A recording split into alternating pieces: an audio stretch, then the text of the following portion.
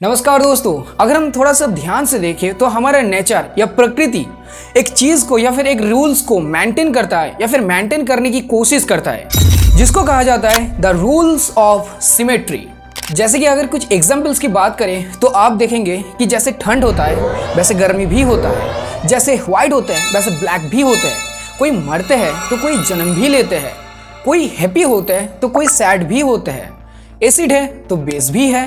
मतलब कहीं ना कहीं एक ही चीज के दो रूप पर बिल्कुल ऑपोजिट प्रॉपर्टी के साथ, जिसको एक साथ लाने पर एक न्यूट्रल चीज बनता है ताकि इस पूरे यूनिवर्स का स्टेबिलिटी मेंटेन हो सके। और शायद कहीं ना कहीं इसी कॉन्सेप्ट के ऊपर ये पूरे दुनिया का एक सबसे बड़ा मिस्टीरियस चीज छुपा हुआ है, जिससे ये पूरी दुनिया बदल सकती है। तो क्या है वो चीज? जी हाँ दोस्तों, इसका नाम है एंटीमैटर, जो कि मैटर के ही एक ऑपोजिट प्रॉपर्टी है, जिससे हमारी दुनिया की तरह ही और एक दुनिया बनाया जा सकता है। तो कहां पर रहते हैं ये एंटीमैटर, कैसे इसको बनाया जाता है और क्यों इसको दुनिया का एक डेडलीस्ट वेपन कहा जाता है? तो चलिए आज के इस वीडियो में सारा का सारा चीज आपको समझाते हैं डिटेल्स में।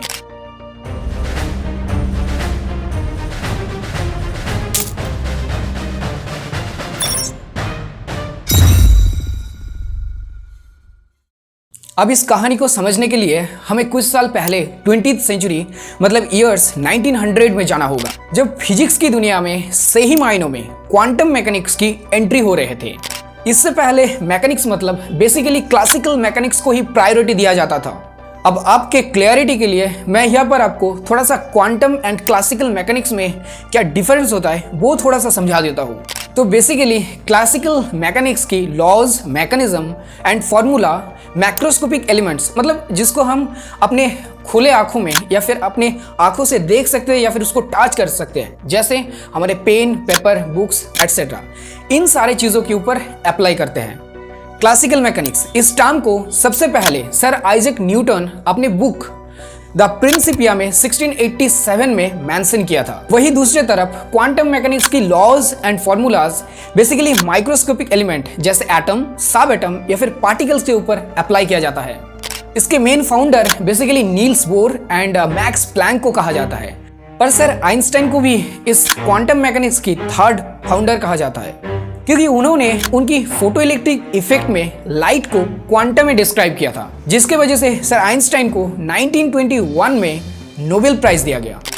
ओके, तो अब मेन स्टोरी में आते हैं। साल 1905 में सर अल्बर्ट आइंस्टाइन अपने famous theory of special relativity का आविष्कार करते हैं, जिसका फेमस इक्वेशन होता है E = mc², जहां पर पहली बार मास एंड एनर्जी मतलब एक ही चीज के दो रूप पार्टिकल एंड वेव नेचर में डायरेक्ट एक लिंक जुड़ते हैं। साल 1912 में सर विक्टर हेस आविष्कार करते हैं कॉस्मिक रेज का, जो कि बेसिकली हाई एनर्जी पार्टिकल से बनते हैं। उनके मुताबिक एटमॉस्फेयर में जो रेडिएशन एग्जिस्ट करता है उसका सोर्स सूरज नहीं बल्कि ये कॉस्मिक रेज ही है।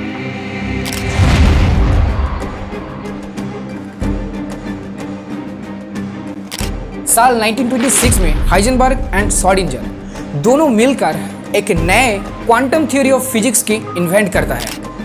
1930 में हाइजेनबर्ग की एक किताब the physical principles of the quantum theory, इसको पब्लिश किया जाता है। अब यहाँ पर सारी चीज़ें सही चल रहा था, क्वांटम थ्योरीज के जो इक्वेशंस है वो भी धीरे धीरे डेवलप हो रहे थे, पर एक चीज़ पर क्वांटम थ्योरीज के इक्वेशंस पर अभी भी लिमिटेशन रह चुका था। वो यह है कि अब तक जो क्वांटम थ्योरीज के इक्वेशंस बन रहे थे वो रिलेटिविस्टिक नहीं थे। अब इसका क्या मतलब हुआ? इसका मतलब यह है कि जो क्वांटम थ्योरीज के इक्वेशंस हैं वो स्लोली मूविंग पार्टिकल्स के लिए तो एप्लीकेबल है, पर रिलेटिविस्टिक वेलोसिटी के साथ जो पार्टिकल्स मूव करते हैं, मतलब जो पार्टिकल्स लाइट के स्पीड के क्लोज ट्रेवल करते हैं, उनके लिए इन थ्योरीज एप्लीकेबल नहीं थे।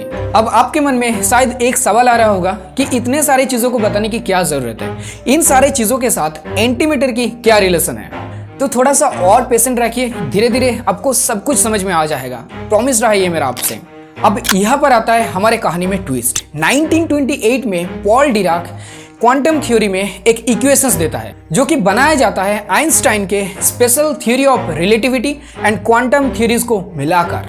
और ये इक्वेशन एक इलेक्ट्रॉन की बिहेवियर को एक्सप्लेन कर पा रहे थे जो कि एक रिलेटिविस्टिक स्पीड में मूव कर रहा था। अब हुई ना असली बात, मतलब अब आप समझो चीजों को।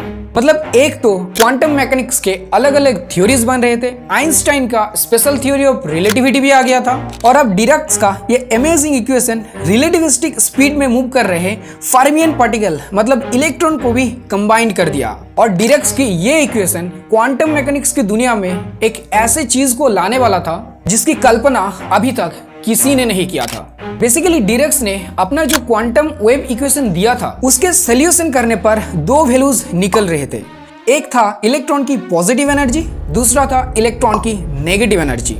ये सॉल्यूशन कुछ एक क्वाड्रेटिक इक्वेशंस को सॉल्व करने पर जैसे एक प्लस और माइनस वैल्यूज निकलते हैं, कुछ इसी प्रकार का वैल्यूज शो कर रहे थे। अब यहाँ तक हर कोई जानता था एंड क्लासिकल मैकेनिक्स में भी ये माना जाता था कि कोई भी मॉलिक्यूल, पार्टिकल एंड सब एटॉमिक पार्टिकल में जो एनर्जी रहते हैं वो पॉजिटिव नंबर में रहते हैं।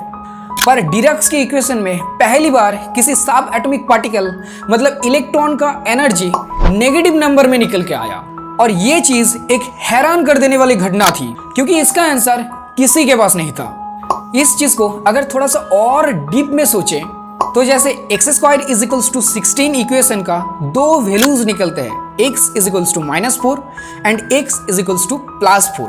मतलब x का अगर एक नेगेटिव सोल्यूशन है तो उसका बिल्कुल एक ऑपोजिट प्रॉपर्टी का पॉजिटिव सोल्यूशन भी है, और ये दोनों सोल्यूशन ही सही है एंड x² = 16 इक्वेशन को मैच भी करते हैं। अब इसका मतलब क्या निकल के आया कि इलेक्ट्रॉन का दो ऑपोजिट एनर्जी वैल्यूज के लिए दो ऑपोजिट प्रॉपर्टी का इलेक्ट्रॉन एग्जिस्ट करना चाहिए। अब उसमें से एक इलेक्ट्रॉन के बारे में तो हम सबको पता है जिसका चार्ज नेगेटिव है, पर इसके साथ साथ और एक इलेक्ट्रॉन एग्जिस्ट करेगा जिसका चार्ज होगा पॉजिटिव, मतलब पॉजिटिव चार्ज वाला इलेक्ट्रॉन, जिसको एंटी इलेक्ट्रॉन या फिर पॉजिट्रॉन भी कहा जाता है। और पॉल डिराक अपने इस इक्वेशन से ही प्रेडिक्ट करता है कि सिर्फ इलेक्ट्रॉन के लिए ही नहीं बल्कि हर एक मॉलिक्यूल, एटॉम, सब एटॉम एंड पार्टिकल्स का ऑपोजिट चार्ज वाला और एक एंटी फॉर्म एग्जिस्ट करता है। मतलब सीधा सीधा अगर कहे तो एक होता है मैटर, दूसरा होता है anti matter. And yes, his prediction was absolutely right, क्योंकि आज के डेट में हमने हाइड्रोजन एटम का ही एंटी फॉर्म मतलब एंटी हाइड्रोजन बना लिया है।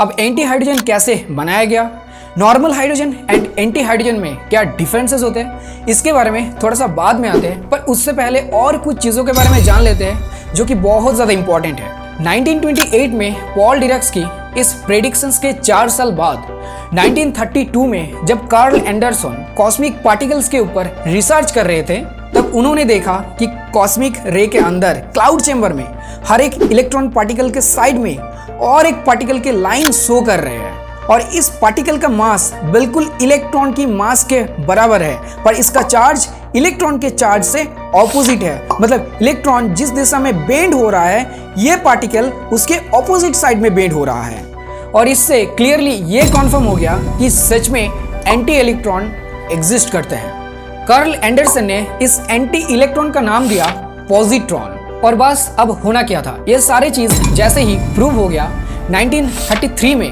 तब पॉल डिराक्स को नोबेल प्राइज दिया गया। एंड 1936 में Carl Anderson and Victor Hess को साथ में नोबेल से सम्मानित किया गया। तो अब आपके समझ में आ रहा ना कि क्यों मेरे वीडियो के पहले ही मैं आपको आइंस्टाइन का रिलेटिविटी थ्योरी, विक्टर हेज की कॉस्मिक रेज का डिस्कवरी एंड पॉल डिराक्स की इक्वेशंस के बारे में बताया। इन सारे चीजों से ही शुरू होता है एंटी मैटर की दुनिया। पर वेट, ये तो सिर्फ मैंने आपको बताया कि बेसिकली एंटी मैटर की कॉन्सेप्ट कहाँ से आया था, पर जब ये कॉन्सेप्ट आया तब तो मानो फिजिसिस्ट एंड एस्ट्रोनॉमर्स के मन में सवालों का एक तूफान आ गया। जैसे कि अगर मैटर के सेम अमाउंट में एंटी मैटर है तो फिर हम, आप, हमारे इस दुनिया सारे तो मैटर से ही बने हुए हैं, तो फिर इन सब का एंटी मैटर कहाँ पर है? और सबसे बड़ा सवाल कि जब बिग बैंग हुआ था तब तो फिर matter and anti matter same amount में क्रिएट होना चाहिए था, और दोनों के मिलने पर मैटर का एग्जिस्टेंस ही नहीं होना चाहिए था। तो फिर ये दुनिया, यूनिवर्स जो कि पूरे मैटर का बना हुआ है, तो फिर वो एग्जिस्ट ही क्यों कर रहा है? ऐसे हजारों सवाल इस थ्योरी के आने के साथ साथ ही शुरू हो गया। तो आते हैं इन सारे चीज़ों के ऊपर पर उससे पहले हम मैटर एंड एंटीमैटर के कुछ फंडामेंटल प्रॉपर्टीज़ के बारे में जान लेते हैं ताकि इन सारे कॉम्प्लिकेटेड सवालों का आंसर समझने में हमें आसानी हो।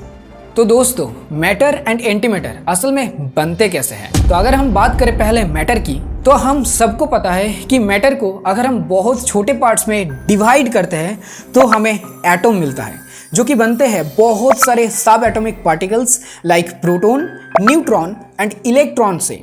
एक एटम के न्यूक्लियस में बेसिकली प्रोटॉन एंड न्यूट्रॉन होते हैं एंड न्यूक्लियस के बाहर एटम के अंदर इलेक्ट्रॉन क्लाउड्स होते हैं। तो बेसिकली एक मैटर में प्रोटॉन का चार्ज पॉजिटिव, इलेक्ट्रॉन का चार्ज नेगेटिव एंड न्यूट्रॉन का चार्ज लेस होता है। वही अगर एंटीमैटर की बात करें तो एंटीमैटर में हर एक चीज़ मैटर के कंपैरिजन में ऑपोजिट होता है। जैसे प्रोटॉन की तरह ही इसमें रहते हैं एंटी प्रोटॉन, न्यूट्रॉन की तरह ही इसमें रहते हैं एंटी न्यूट्रॉन एंड इलेक्ट्रॉन की तरह ही रहते हैं एंटी इलेक्ट्रॉन। तो अगर देखा जाए तो मैटर एंड एंटीमैटर दोनों की प्रॉपर्टी बिल्कुल अलग अलग होते हैं। तो अगर हम मैटर एंड एंटीमैटर को दोनों को एक साथ लाते हैं या फिर दोनों को एक दूसरे के कांटेक्ट में लाते हैं तो पता है क्या होगा? जैसे -5 एंड +5 को ऐड करने में इसका सोर्स पॉइंट मतलब 0 मिलता है, वैसे ही मैटर और एंटीमैटर को मिलाने पर एनहिलेट हो जाता है, मतलब एक बहुत बड़ा एक्सप्लोड होता है एंड सारा का सारा matter and antimatter pure energy में कन्वर्ट हो जाता है in the form of gamma ray. और कितना एनर्जी निकलते हैं ये आप कैलकुलेट कर सकते हैं सर आइंस्टाइन की world famous equation E = mc² से।